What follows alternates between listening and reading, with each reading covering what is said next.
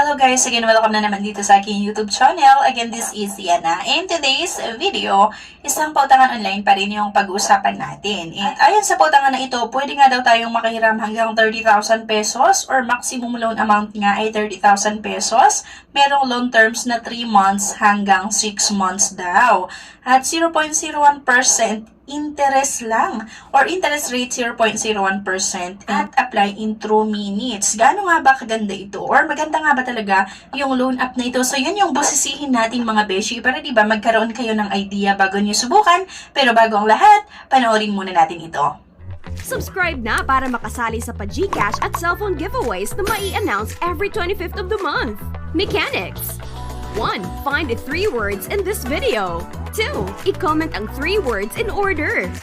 3. Like this video, subscribe, comment, and share. Okay, so let's get back to the topic. Ang pag-usapan nga natin ay itong Peso to You Cash Online Loan. Under nga daw ng Snap Cash Lending. Okay? So ito merong 4.7 na star.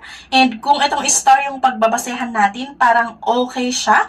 Pero busisihin nga natin kung totoo nga ba itong 4.7 star at merong 1,000 reviews. So, ibig sabihin, hindi pa ganun kadami. So, kapag i-open nyo nga, ay agad-agad ito yung pambungad nila, yung sinasabi ko kanina, na pwedeng makahiram ng 30,000 pesos at may 91 to 180 days or 3 months hanggang 6 months na payment terms at 0.01 interest rate or 0.01% interest rate. Ito, all online, say bye to painful and complex procedures. Apply only with Peso to You at speedy approval nga daw mga be. So, same with other loan app, syempre, na bago tayo makapag-apply dito, ay kailangan nating maglagay ng ating mobile number at ayun nga, meron kayong matatanggap na one-time password at dapat mag-create nga tayo ng ating password. Basic information na naman. At may part na dapat daw ilagay natin yung ating Facebook personal homepage link. Okay?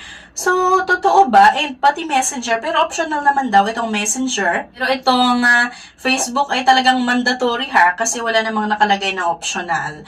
And marital status, number of children, and education background.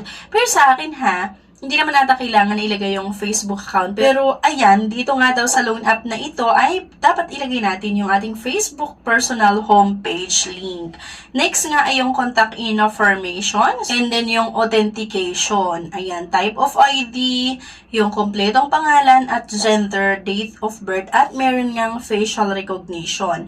After nun, ito nga daw yung mga ID na tinatanggap nila, UMID, SSS, teen passport, driver's license, yung voter's ID, GSIS card, at yung PhilSys ID. Kapag nag-confirm ka, agad-agad mga be, wala akong masyadong sinagutan ha. And then, ito na nga, loan record at pinaprocess nga daw nila yung aking loan applications. If declines the bank and other loan apps, pwede niyong subukan yung ibang options.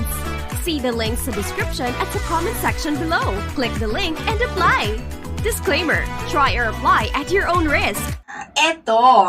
Actually, itong si Peso to You, dinecline nila yung aking loan application. Ang pangalawang loan application ko actually ito kasi before, nung sinubukan natin na umutang dito kay Peso to You, nag-okay naman.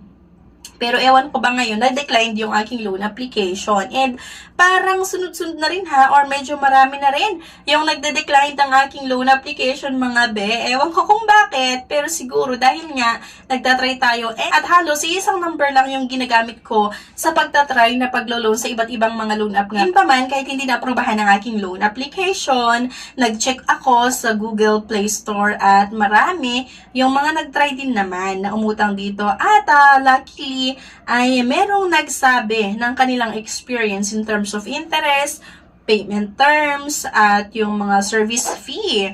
So, meron ako nakita na isang reviews nga sa Google Play Store. Na-offeran siya ng 5,000 pesos. Kaya lang doon sa 5,000 pesos, ang natanggap niya lang ay 3,000 pesos. Itong loan app na ito, nag-offer nga ng dalawang repayment terms. Ang una ay 7 days na kung saan kailangan bayaran daw nitong si borrower yung 2,710 At within 7 days ulit, kailangan niyang bayaran yung natitira na 2,610 pesos. So, ayan, bali 14 days yung binigay nila na payment terms. So, first time namang hiram, 14 days yung in-offer nila na payment terms. Kaya lang, napakalaki pa rin yung interest and processing fees. Kaya isang loan app na naman, hindi ko nire-recommend sa inyo. Kasi nga, ayon dito sa nakita natin sa isang review, isang experience ng isang umutang dito. Kasi nga, yung loan application ko, diba, ay na-decline, hindi na-aprubahan.